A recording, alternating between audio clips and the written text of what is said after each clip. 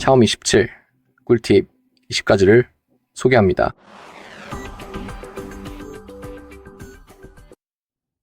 좋아요. 먼저 부드러운 애니메이션을 위한 고주사율 설정부터 시작해볼게요. 설정하려면 휴대폰의 설정을 열고 아래로 조금 스크롤해서 디스플레이 및 밝기를 찾으세요. 그리고 다시 아래로 내려가서 주사율을 클릭하세요. 현재는 기본 모드로 설정되어 있는데 이게 실제로 권장되는 설정이며 배터리 절약을 위해 주사율이 자동으로 조정됩니다. 하지만 항상 고주사율을 사용하고 싶다면 사용자 지정을 클릭하면 주사율을 직접 선택할 수 있습니다. 최대 120Hz까지 선택할 수 있고 이제 항상 가장 높은 주사율로 사용할 수 있습니다.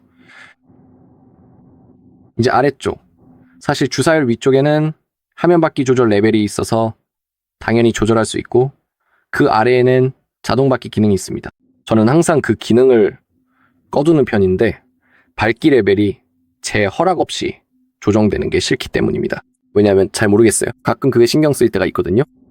예를 들어 게임을 할 때처럼요.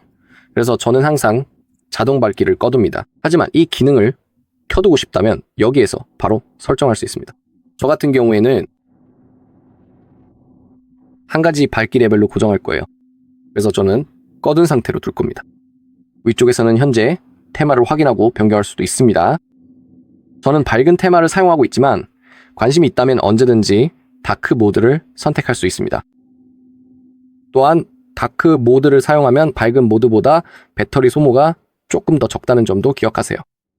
왜냐하면 단순히 화면에 빛이 많이 나오지 않기 때문에 배터리 소모가 더 느려집니다. 하지만 이 영상에서는 밝은 모드를 계속 사용할 예정입니다. 자, 이제 플로팅 윈도우 기능으로 들어가 보겠습니다. 이 기능은 제가 가장 좋아하는 기능 중 하나인데 플로팅 윈도우를 사용하면 여러 앱을 동시에 열 수 있어서 멀티태스킹이 정말 쉬워집니다. 플로팅 윈도우를 열려면 설정에 들어가서 맨 아래로 스크롤한 다음 추가 설정으로 이동하세요.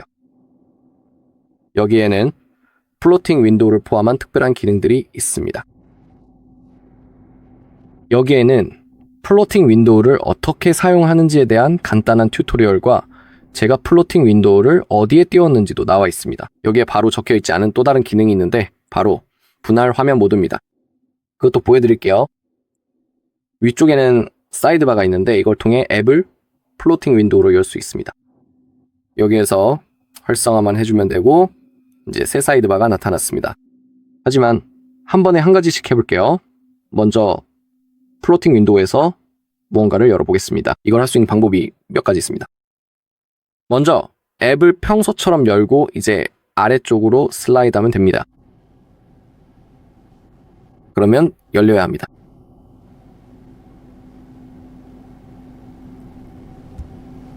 하지만 가끔은 잘 안 될 때도 있어요. 제 실수네요. 전체 화면 상태여야 합니다. 이렇게 전체 화면에서 슬라이드하면 됩니다. 아래쪽에서 오른쪽 상단 모서리로 슬라이드라는 뜻이에요. 그리고 이제 손을 떼면 보시다시피 노트가 플로팅 윈도우로 열립니다. 물론 이렇게 가장자리를 잡아서 플로팅 윈도우의 크기를 조절할 수 있고 화면에서 플로팅 윈도우의 위치도 변경할 수 있습니다. 3개의 점을 길게 누르고 원하는 위치에 놓기만 하면 됩니다. 정말 간단하죠. 물론 동시에 여러 개의 플로팅 윈도우를 열 수도 있습니다. 그럼 이번에는 계산기도 열어볼게요. 앱 쪽으로 가서 보시다시피 이제 2개의 앱이 플로팅 윈도우로 동시에 열려 있습니다. 물론 휴대폰은 여전히 완전히 반응합니다. 예를 들어 크롬 브라우저를 실행해서 인터넷을 사용할 수도 있습니다. 보시다시피 모든 것이 완전히 반응하니까 동시에 여러 가지 작업을 할 수 있고 매번 앱을 전환할 필요도 없습니다. 꽤 유용한 기능이죠. 일단 크롬은 닫아볼게요. 또한 플로팅 윈도우를 한쪽 끝으로 빠르게 드래그하면 창이 최소화됩니다. 그리고 이제 그 아이콘을 간단히 탭하면 창이 다시 팝업되어 열립니다. 또한 저 3개의 점을 클릭하면 분할 화면 모드로 들어갈 수 있습니다. 그리고 예를 들어 계산기를 위쪽에 두고 싶다고 해볼게요. 이제 분할 화면에서 사용할 두 번째 앱만 선택하면 됩니다. 분할 화면용으로요. 이번에는 다시 노트 앱을 켜보겠습니다. 이제 화면이 완벽하게 반으로 나뉜 것을 볼 수 있습니다. 위쪽에는 계산기가 있습니다. 빠르게 계산도 할 수 있고 빠르게 메모도 할 수 있습니다. 보시다시피 모든 것이 완전히 반응형입니다. 휴대폰에서 여러 가지를 동시에 하고 싶은 분들에게 정말 멋진 기능이죠. 플로팅 윈도우와 분할 화면 기능은 꼭 필요한 기능입니다. 또한 분할 화면에서는 각 앱의 크기를 조절할 수 있습니다. 지금 보시면 계산기가 정말 작아졌죠? 반대로 옮기면 이제 계산기가 노트보다 훨씬 더 커집니다. 가운데 발을 클릭해서 실제로는 더블 탭하면 앱의 위치를 바꿀 수 있습니다. 이제 사이드바에서 플로팅 윈도우를 실행하는 방법을 보여드릴게요. 간단하게 사이드바를 열어주세요. 또한 아래쪽으로 내려가면서 사이드바를 편집할 수도 있습니다. 플러스 버튼을 클릭해서 원하는 앱을 추가할 수 있습니다. 이제 노트를 탭하면 분할 화면으로 열립니다. 플로팅 윈도우에서 열리네요. 제 실수입니다. 앱에 들어가서, 즉 최근 앱 화면에서도 플로팅 윈도우를 실행할 수 있습니다. 플로팅 윈도우를 열려면 이 아이콘을 누르세요. 이렇게 간단합니다. 정말 쉬운 일이지만 정말 유용합니다. 좋아요. 이제 다시 설정으로 들어가서 바로 샤오미 하이퍼 AI로 가서 부스트를 클릭해 봅시다. 한번 살펴봐야겠네요. AI 기능이 정말 많아요. 여기서 AI 글쓰기부터 시작해 볼게요. 미리 보기를 통해 어떤 기능들이 있는지 볼 수 있습니다. 이 기능은 노트 앱에서 사용할 수 있으니 시작하기를 눌러봅시다. 이제 이 연필에 별이 있는 아이콘이 생겼는데 이게 바로 우리의 AI입니다. 동의하기를 눌러야 합니다. 이제 타이핑을 시작할 수 있습니다. 또는 프롬프트를 입력할 수도 있습니다. 그러면 AI가 대신 작업을 해주고 텍스트를 생성해줍니다. 위쪽에는 우리가 입력할 수 있는 몇 가지 제한이 있지만 물론 직접 프롬프트를 입력할 수도 있습니다. 이 기능을 활성화하고 그 딥DFP 버튼을 클릭하면 AI가 더 오랜 시간 생각하게 됩니다. 하지만 프롬프트에 대해 더 많은 정보를 얻게 됩니다. 즉, 더 많은 세부 정보가 제공됩니다.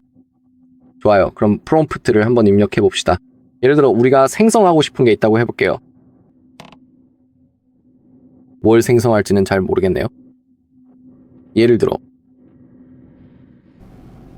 저기 아폴로님? 아폴로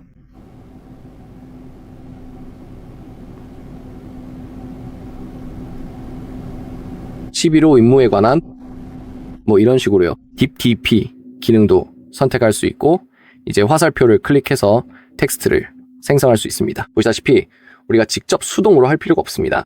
AI가 우리를 대신해서 작업을 해줄 거예요. 생성이 완료될 때까지 잠시 기다려 봅시다. 딥DFP 기능을 선택했기 때문에 약간 이해 시간이 걸릴 수도 있습니다. 문자들이 생성되고 있는 걸 볼 수 있습니다. 이미 1000자나 생성됐으니 정보가 정말 많네요. 그러니까 AI가 작업을 마칠 때까지 기다렸다가 AI를 이용해서 할 수 있는 다른 기능들도 보여드릴게요. 물론 전체 텍스트를 편집할 수도 있지만 일단 생성이 끝날 때까지 기다려 봅시다.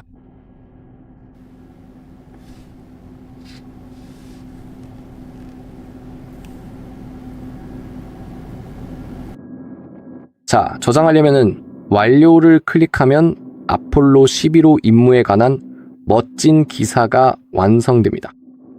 A 버튼을 다시 클릭하면 텍스트를 요약할 수 있습니다. 교정 기능도 사용할 수 있습니다. 아래쪽에 확장 기능을 추가할 수도 있습니다. 폴리시 기능도 있고 사용 가능한 기능 중 하나를 선택해서 사용할 수 있습니다. 다시 보시면 지금 생성 중이니까 완료될 때까지 기다려 봅시다.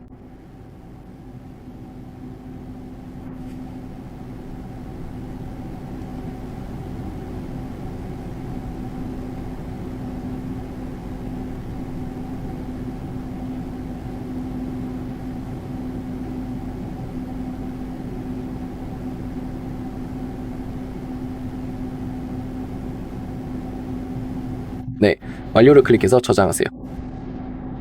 다른 옵션으로는 더 전문적으로 만들 수도 있고 더 간단하게 하거나 더 친근하게 만들 수도 있습니다. 물론 다른 프롬프트를 추가할 수도 있으니 이번엔 더 간단하게 만들어 볼게요. 네, 다시 생성될 거예요.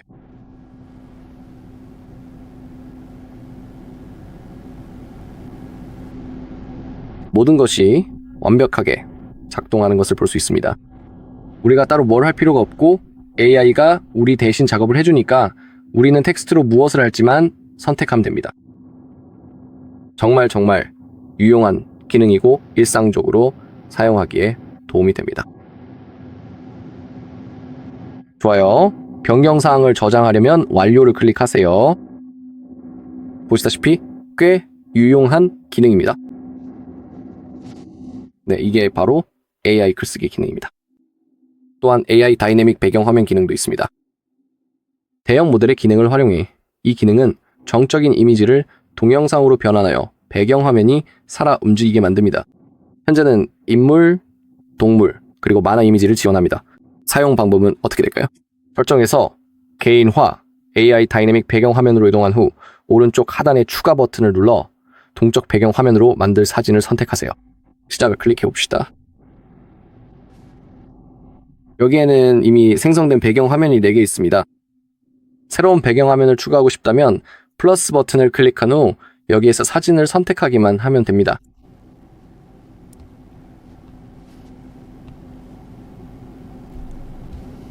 좋아요. 이번에는 잠금 화면용으로 이 사진을 선택해 볼게요. 그리고 이렇게 미리 보기를 통해 어떻게 보일지 확인할 수 있습니다. 물론 움직이는 잠금 화면은 더 많은 배터리를 소모한다는 점을 기억하세요. 정적인 배경 화면과 비교해서 크게 차이 나진 않겠지만 그래도 약간 더 배터리가 소모될 수 있습니다. 적용하려면 위에 있는 버튼을 누르세요. 이제 AI 덕분에 새롭고 아름다운 움직이는 잠금 화면이 적용된 것을 보여드릴게요. 정말 멋진 기능이죠. 좋아요. 다음 AI 기능으로 넘어가 볼게요. AI 크리에이티비티 어시스턴트가 있는데 이 기능을 통해 사진을 간편하게 편집할 수 있습니다. 울트라 HD 기능도 있어서 한 번의 터치로 이미지 선명도를 높이고 미세한 디테일까지 복원할 수 있어 흐릿한 사진도 손쉽게 되살릴 수 있습니다. 그리고 여기에는 사용 방법에 대한 튜토리얼이 있습니다. AI 뷰티파이 기능도 있습니다. 이미지의 특징을 자동으로 감지하고 색상과 톤을 최적화하여 인물, 풍경, 발사진까지 자연스럽고 시네마틱하게 개선해줍니다. AI 이미지 확장 기능도 있습니다. 이미지를 지능적으로 다양한 비율로 확장하고 구도를 자유롭게 조정하여 캔버스를 넓힐 수 있습니다. AI 이레이즈 프로도 있습니다. 지나가는 사람이나 원하지 않는 물체를 정확하게 제거하면서 배경 텍스처도 지능적으로 복원해줍니다. 이미지를 더 깔끔하게 만들어주는 라이트닝 기능도 있습니다. 또한 커서 기능도 제공됩니다. 피사체를 자동으로 인식해 배경과 분리해줍니다. 쉽게 피사체를 잘라내거나 이동하거나 배경을 교체해서 재밌고 창의적인 편집을 할 수 있습니다. 그리고 마지막으로 AI 필름 기능이 있습니다. 헤어 하이라이트와 블루아워 효과 등 다양한 분위기의 스타일로 시네마틱한 AI 영상을 만들 수 있습니다. 최상의 결과를 위해서는 선명한 얼굴 사진을 업로드하세요. 자, 이제 갤러리를 실행해서 이 기능들 중 하나를 사용해 보겠습니다.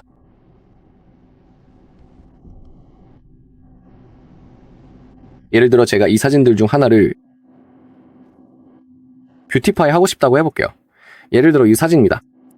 저는 그냥 편집 버튼을 클릭하고 동의하기를 누른 다음 여기에서 진행하면 됩니다. 조정 메뉴 아래에는 울트라 HD와 Air Beautify 기능이 있습니다. 한번 시도해 볼게요. 먼저 울트라 HD 효과를 추가해 보겠습니다.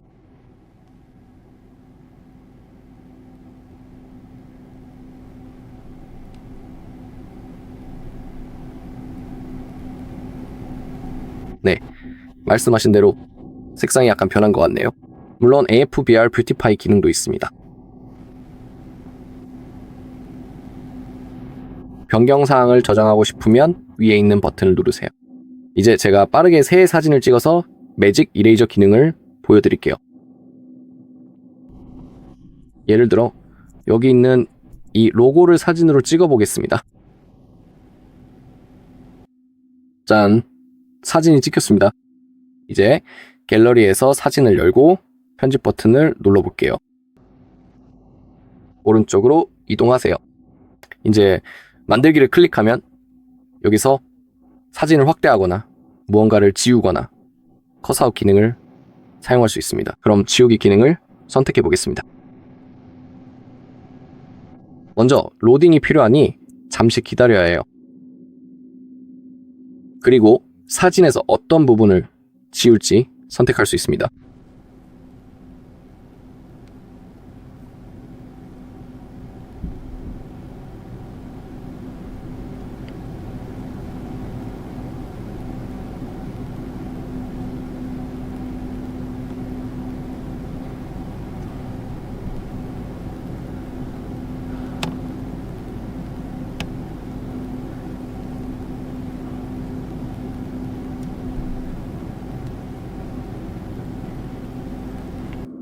좋아요. 99% 완료됐어요.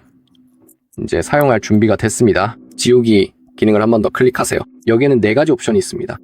사물을 제거하거나 사람을 제거하거나 반사를 제거하거나 직접 지우고 싶은 부분을 수동으로 선택할 수 있습니다. 예를 들어 이 물체를 지우고 싶다고 해봅시다. 또한 옆에서 물체를 어떻게 선택할지 모드를 고를 수 있습니다. 원을 그리거나 닦아서 선택할 수 있어요. 이번에는 원 그리기 기능을 사용해 보겠습니다. 편집할 물체를 선택해 주신 다음 시작 버튼을 클릭해 주시기 바랍니다.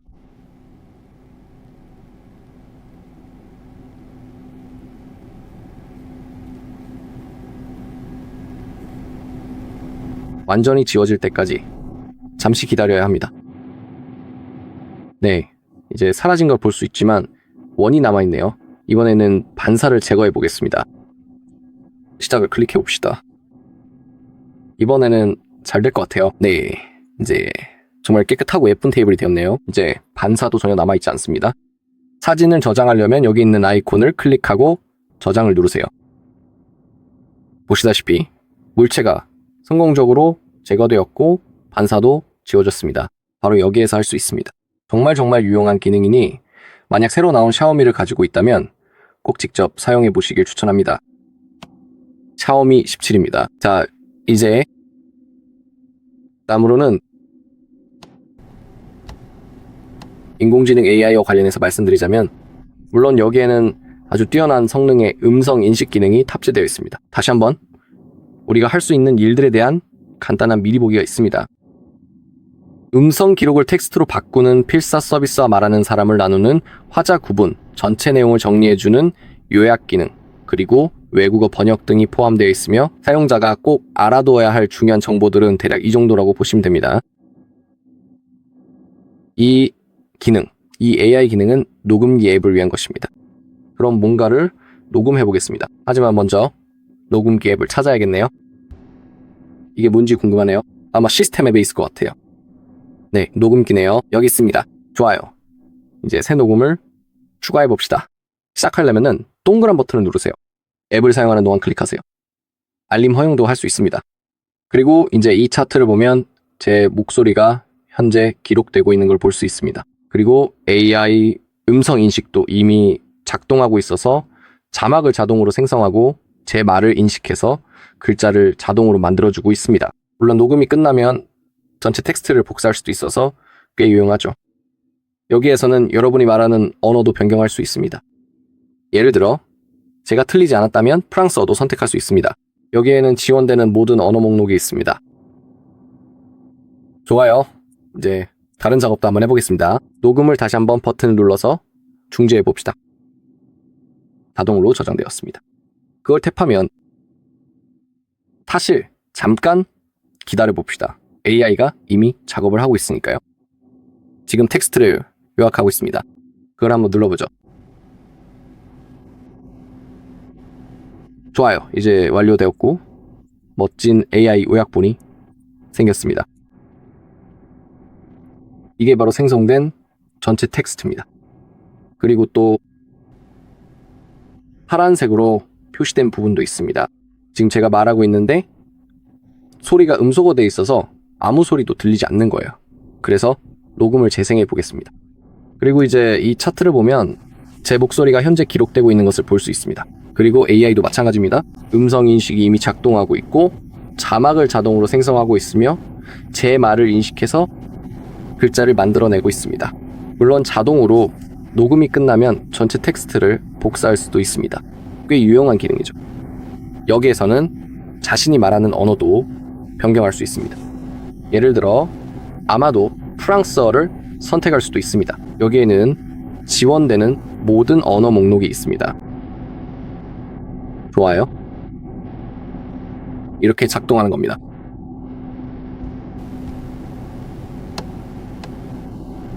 이제 오른쪽 상단에는 번역 기능이 있고 이제 언어를 선택할 수 있습니다. 이 텍스트를 포르투갈어로 번역하고 싶다고 가정해 봅시다. 가정해 보죠. 조금 기다려야 합니다. 네트워크 오류가 발생했다고 표시되면 걱정하지 말고 그냥 다시 시도하세요. 가끔 그런 일이 생깁니다. 이제 번역이 성공적으로 완료되었고 여기에서 영어로 되어 있던 각 문장이 포르투갈어로도 번역된 것을 볼 수 있습니다. 위에 있는 전체 AI 요약도 마찬가지입니다.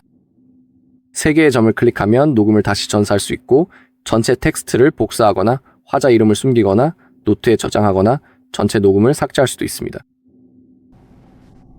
이것이 바로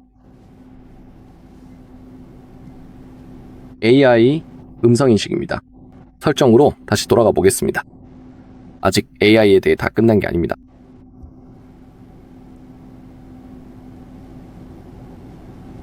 다음은 대화 번역 기능입니다. 이 기능은 제가 가장 좋아하는 것 중 하나입니다. 이미 시작 버튼이 있는 것을 볼 수 있습니다. 이제 제가 외국에 있고 영어를 하지 못하는 사람을 만났다고 가정해 봅시다. 그리고 저는 예를 들어 가장 가까운 주유소에 어떻게 가는지 알아야 합니다. 이럴 때 AI 번역 기능이 유용하겠습니다. 이제 시작 버튼을 클릭해 보겠습니다. 오디오 녹음도 활성화할 수 있습니다. 동의하기를 클릭하세요. 또한 제어 센터에 바로 가기를 추가할 수도 있어야 합니다. 제가 들리지 않았다면 그냥 열어서 편집을 클릭하면 바로 여기에서 번역 대화 기능을 사용할 수 있습니다. 플러스 버튼을 누르고 확인을 클릭하면 이제 두 사람이 그려진 아이콘을 클릭할 때 번역 대화 기능이 실행됩니다. 왼쪽 상단의 버튼을 클릭하면 세로로 사용할지 마주보고 사용할지 선택할 수 있습니다. 개인적으로는 마주보고 사용하는 것이 가장 좋다고 생각합니다. 가운데 버튼을 클릭하면 양쪽을 바꿀 수 있습니다. 하지만 지금은 빠르게 세로 모드로 유지하겠습니다. 왼쪽에서 본인이 말할 언어를 선택하세요. 저는 영어로 두고 오른쪽에서는 두 번째 사람의 언어를 선택합니다. 예를 들어 제가 어디에 있는지 잘 모르겠지만 이탈리아에 있다고 해봅시다. 그리고 저는 어떻게 가는지 알고 싶어요. 아까 말씀드렸던 것처럼 주유소로 가는 방법을요. 그래서 파란색 마이크 아이콘을 클릭하기만 하면 됩니다. 제가 문장을 말하고 영어로 질문을 하면 모든 것이 이탈리아어로 번역되어 두 번째 사람이 저를 이해할 수 있게 됩니다.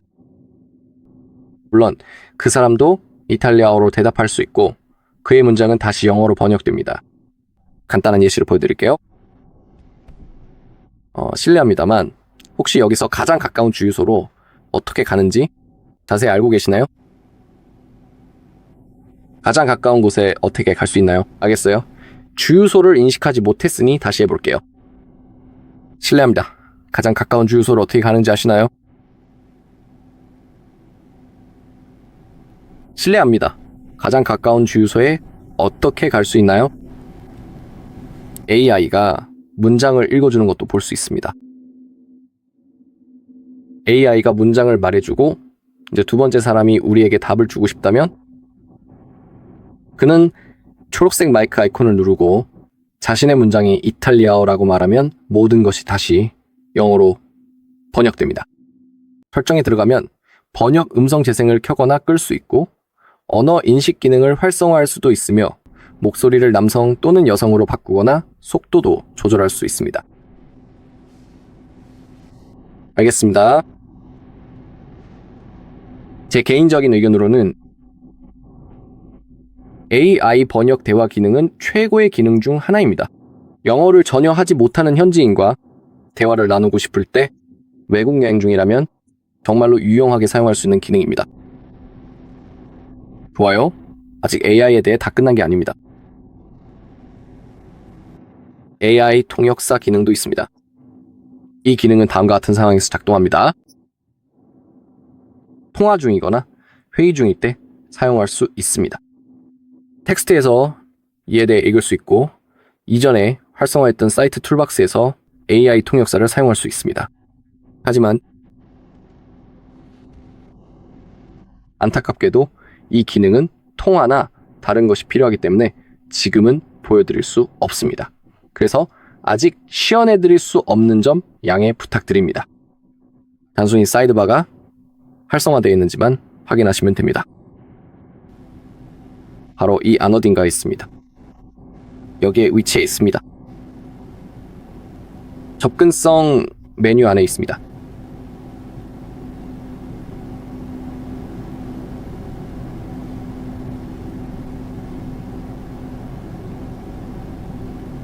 네, 플로팅 윈도우와 아래쪽의 사이드 툴박스에서 비디오 앱과 게임 앱도 관리할 수 있습니다. 현재는 사이트 툴박스를 사용 중인 앱을 확인할 수 있고 더 많은 앱을 추가할 수도 있습니다. 여기 목록에서 간단히 활성화하시면 됩니다. 좋아요. 다음은 AI와 관련된 마지막 기능으로 AI 자막에 대해 말씀드릴게요. 다시 한번 Show Me Hyper AI로 들어가서 부스트를 선택하면 여기에서 AI 자막을 사용할 수 있습니다. 시작을 클릭하면 이제 시스템 오디오를 듣고 있습니다. 현재 설정은 바로 여기에서 할 수 있습니다. 사운드 언어를 선택할 수 있는데 저는 영어로 유지하겠습니다. 저장을 위해 확인을 클릭하세요. 또한 자동 번역이 가능한 대상 언어도 있습니다. 목록에서 언어를 간단히 선택하거나 번역하지 않을 수도 있습니다. 오디오 소스도 선택할 수 있습니다. 시스템, 오디오, 마이크 또는 통화 및 마이크, 오디오가 있습니다. 저는 시스템 오디오로 유지하겠습니다. 텍스트 크기도 소, 중, 대로 선택할 수 있습니다. 그리고 아래쪽에는 플로팅 창의 배경을 검정색 또는 투명으로 설정할 수 있습니다. 모든 설정에 들어가면 여기에서 모든 것을 변경할 수 있습니다. 홈 화면에 바로가기를 추가할 수도 있습니다. 간단히 생성을 클릭하면 이제 바로 여기에 있습니다. 컨트롤 센터도 마찬가지입니다. 이 기능도 사용할 수 있습니다. 열어서 편집을 클릭한 다음 여기에서 AI 자막을 추가할 수 있습니다. 저장을 클릭하세요. 좋아요. 이제 어떻게 작동하는지 보여드릴게요. 유튜브에서 영상을 하나 재생해 보겠습니다. 그리고 생성될지 확인해 보겠습니다. 자막. 자, 가자. 저희 채널의 영상 중 하나를 재생해 보세요. 어쩌면 이게 맞을지도 몰라. 먼저 광고를 봅시다. 지금은 잠시 소리를 음소거하겠습니다. 건너뛰기를 클릭해 봅시다. 좋아요. 볼륨을 높이고 A 자막을 실행해 볼게요. 이제 시스템 오디오를 듣고 있으니 비디오를 재생해 보겠습니다. 에이펙스, 이 영상에서는 이 키보드가 어떤 종류의 키감을 가지고 있는지 보여드리겠습니다.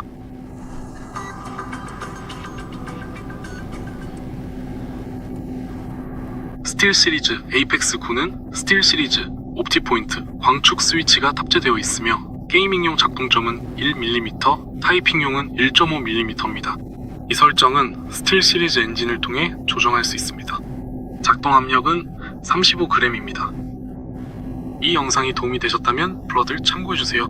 여러분은 자동으로 자막이 생성되고 있는 것을 볼 수 있습니다. 그걸 누르면 전체 화면으로 전환할 수 있습니다.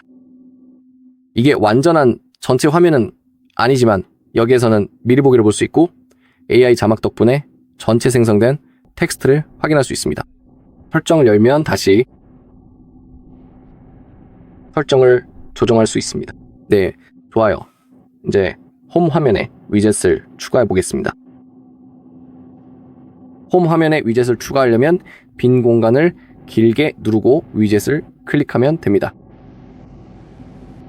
추가할 수 있는 위젯 목록이 아주 길게 나옵니다. 안드로이드 위젯을 클릭하면 또 다른 목록이 나오고 추가할 수 있는 모든 위젯이 표시됩니다. 그럼 먼저 그 목록에서 위젯 하나를 추가해 볼까요? 시계 위젯이 꽤 유용하겠네요. 추가를 클릭하면 보시다시피 자동으로 나타납니다. 이 위젯을 잡아서 원하는 위치로 어디든 옮길 수 있지만 공간이 충분히 확보되어야 한다는 점을 기억하세요. 여기는 공간이 부족해서 위젯을 놓을 수 없다는 메시지가 뜨고 있네요. 그럼 이제 공간이 넉넉한 이 위치에 위젯을 한번 놓아 보겠습니다. 다른 위젯도 하나 더 추가해 볼까요? 예를 들어 클리너가 포함된 보안 위젯을 추가해 보죠. 추가를 클릭하면 자동으로 나타납니다. 물론 다시 한번 말씀드리지만 원하는 위치로 옮길 수 있습니다. 아쉽게도 위젯 스택 기능은 제공되지 않습니다. 하지만 어쩔 수 없죠. 이렇게 위젯을 추가할 수 있습니다. 비디오는 정말 유용한 기능입니다. 예를 들어 지금 제가 만든 보안 위젯 덕분에 정크 파일 청소 과정을 빠르게 수행할 수 있습니다. 이렇게 간단하게요. 짠. 정말 유용하죠. 이렇게 홈 화면에 위젯을 추가할 수 있습니다. 여기서 할 수 있는 다른 것들로는 물론 배경 화면을 변경할 수도 있습니다. 추가할 수 있는 효과들도 있습니다. 블러 효과도 추가할 수 있습니다. 배경 화면에 적용할 수 있죠. 이 효과를 좋아하는 사람도 있고 그렇지 않은 사람도 있습니다. 저 같은 경우는 곧 끌 예정이지만 이제 어디서 설정할 수 있는지 아시겠죠? 설정이 들어가면 전환 효과도 있습니다. 이것도 제가 바꾸는 걸 좋아하는 부분이에요. 기본값은 일반 슬라이드지만 크로스페이드 효과도 있습니다. 어떻게 보일지 미리 보기로 확인할 수 있습니다. 텀블, 페이지, 캐스케이드, 그리고 회전 효과도 있습니다. 그리고 큐브 효과도 있죠? 지금은 회전 효과를 선택하고 완료를 클릭한 다음 다시 완료를 클릭하세요. 이제 커스텀 전환 효과가 적용된 것을 볼 수 있습니다. 꽤 멋져 보이네요. 이렇게 메뉴에서 제공되는 모드 중에서 선택할 수 있습니다. 그리고 설정에 들어가면 삭제된 앱의 셀을 채워주는 기능도 있습니다. 이것도 제가 가장 좋아하는 기능 중 하나예요. 물론 이 기능이 꺼져 있을 때를 생각해보면 그렇죠. 홈 화면에서 앱을 삭제하면 예를 들어 넷플릭스를 삭제한다고 해도 사실 완전히 삭제하지 않아도 되고 단순히 홈 화면에서만 제거해도 이 기능이 작동합니다. 지금 넷플릭스를 홈 화면에서 제거하면 원래는 그 자리에 빈 공간이 생기게 됩니다. 그리고 저는 직접 홈 화면을 정리하고 각 앱을 옮기고 이런 식으로 수동으로 정리해야 했죠. 등등. 하지만 이 기능 덕분에 앱을 삭제하면 그 옆에 있던 앱이 자동으로 넷플릭스가 있던 자리로 이동합니다. 그리고 빈 공간이 채워지게 되죠. 정말 멋진 기능이고 잠금 화면 정리에도 도움이 될 수 있습니다. 좋아요. 관심이 있다면 잠금도 할 수 있습니다. 홈 화면 레이아웃은 예를 들어 우리가 완벽한 레이아웃을 만들어 놓았고 실수로 바꾸고 싶지 않을 때 사용할 수 있습니다. 그럴 때 홈 화면 레이아웃을 잠글 수 있습니다. 이제 홈 화면에서 아무것도 변경할 수 없습니다. 아이콘을 단순히 옮기는 것도 불가능합니다. 레이아웃이 잠겨 있다는 알림이 표시되고 무언가를 변경하려면 잠금을 해제해야 한다는 것을 볼 수 있습니다. 좋아요. 완료를 클릭하고 이제 다음으로 넘어가 보겠습니다. 잠금 화면을 편집하려면 이렇게 하세요. 설정을 열고 잠금 화면으로 들어가서 아래로 스크롤한 다음 잠금 스타일을 클릭하세요. 여기에서 현재 잠금 화면과 홈 화면에 적용된 잠금 화면 프리셋을 볼 수 있습니다. 왼쪽으로 가면 새로운 세트를 클릭해서 새로 만들 수도 있습니다. 홈 화면을 위한 다양한 추천 옵션들도 확인할 수 있습니다. 관심이 있다면 물론 직접 사진을 추가할 수도 있습니다. 이미 존재하는 이 잠금 화면을 커스터마이즈 하고 싶다고 가정해 봅시다. 커스터마이즈를 클릭하세요. 배경 화면을 클릭하면 이미 존재하는 배경 화면은 목록에서 새 배경 화면을 추가할 수 있습니다. 또는 물론 로컬 사진을 클릭할 수도 있습니다. 모두 허용을 클릭하세요. 그리고 갤러리에서 사진을 추가할 수 있습니다. 담금 화면뿐만 아니라 이전에 보여드렸던 AI 다이내믹 배경화면도 사용할 수 있습니다. 시계를 클릭하면 스타일을 변경할 수 있습니다. 보시다시피 우리가 추가할 수 있는 다양한 스타일과 프리셋이 많이 있습니다. 제가 하나를 선택해 보겠습니다. 이건 아닌 것 같네요. 이걸로 해볼까요? 그 옆에서 글꼴도 변경할 수 있습니다. 시계의 효과를 추가하고 색상을 변경할 수 있으며 시와 날짜, 심지어 분까지도 바꿀 수 있습니다. 조정할 수 있는 옵션이 정말 많습니다. 효과를 클릭하면 예를 들어 블러, 렌즈 효과, 리디드, 리프드, 프리즘, 그루브, 웨이브 같은 효과를 추가할 수 있습니다.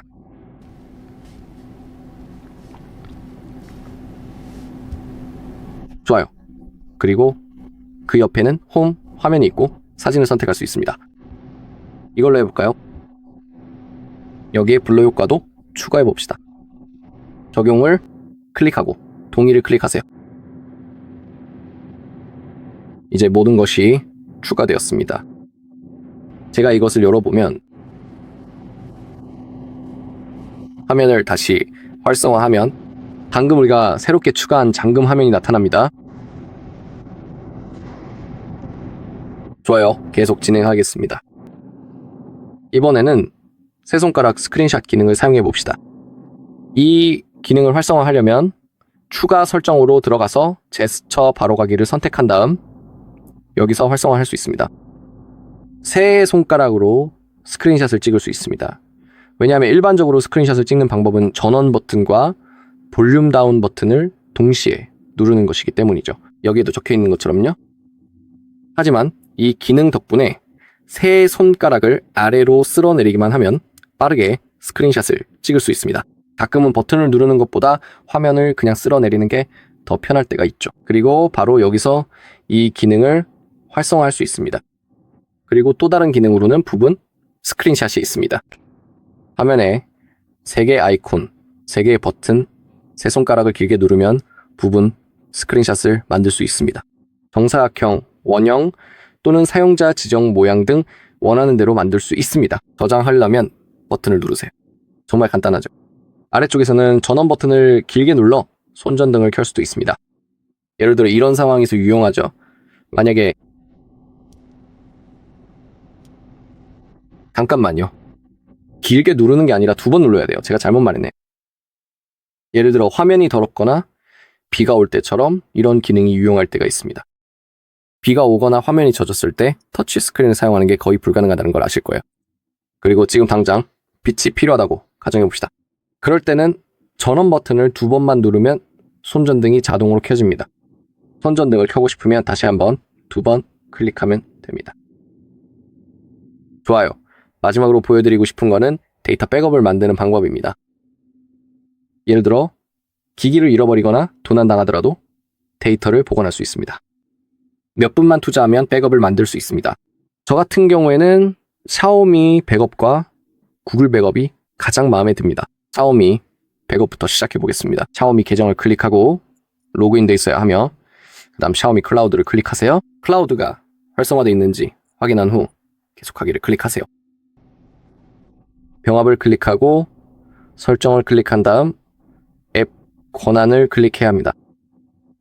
그리고 목록에서 아직 허용되지 않은 모든 항목을 허용해야 합니다. 허용하세요. 좋아요. 이제 다시 돌아갈 수 있습니다. 이제 백업을 만들기 위해 백업 메뉴로 들어가서 허용을 클릭하세요. 저장 공간만 차지하고 있으니 백업 중 하나만 삭제하겠습니다. 네, 백업을 생성하려면 당연히 클라우드 저장소에 여유 공간이 있어야 합니다. 그런 다음 백업을 클릭하고 지금 백업을 클릭합니다. 모든 데이터는 자동으로 백업됩니다. 이제 우리는 완성될 때까지 기다리기만 하면 됩니다. 이 작업은 5분에서 10분 정도 소요될 예정이니 완료될 때까지 기다려 주시기 바랍니다.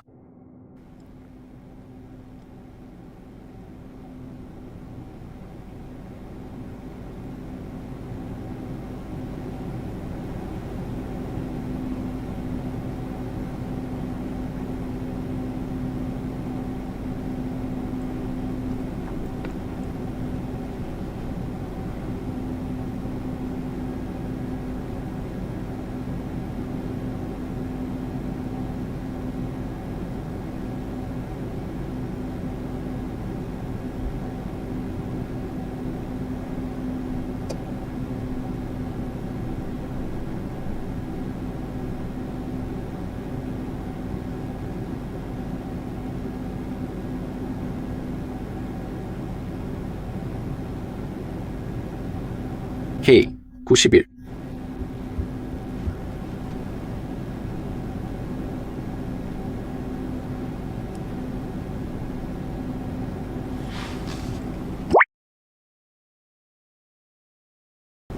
이제 백업이 완료되었으니 완료를 클릭하세요. 이것이 샤오미 클라우드를 이용한 방법이고 이제 구글을 이용한 방법을 보여드리겠습니다. 구글을 사용하는 방법입니다. 이 방법을 사용하려면 휴대전화 정보로 이동한 다음 백업 및 복원을 선택하고 여기서 백업으로 들어가야 합니다. 물론 구글 계정에 로그인되어 있어야 합니다. 여기에서 현재 어떤 구글 계정에 로그인되어 있는지 확인할 수 있습니다. 그리고 나중에 백업을 다시 시작하고 싶다고 가정해 봅시다. 물론 나중에 백업을 다시 시작하려면 반드시 동일한 구글 계정으로 로그인해야 합니다. 또한 저장 공간에 여유가 있는지 꼭 확인하세요. 이제 과정을 시작하려면 모든 항목이 활성화되어 있어야 합니다. 사진과 동영상, 그리고 기타 기기 데이터도 마찬가지입니다. 만약 활성화되어 있지 않다면 해당 항목을 탭해서 백업을 활성화하면 됩니다. 다른 기기 데이터도 마찬가지입니다. 다른 기기 데이터도 동일하게 적용됩니다. 이제 과정을 시작하려면 이 초록색 버튼을 누르기만 하면 됩니다. 이제 과정이 시작됩니다. 조금 시간이 걸릴 수도 있습니다. 여기 작은 원이 나타났고 천천히 채워지고 있습니다. 기본적으로 이 원이 사라지면 백업이 성공적으로 완료된 것입니다. 모든 것이 제대로 진행되면 화면 하단에 알림도 표시됩니다. 백업이 완료되면 다시 찾아뵙겠습니다.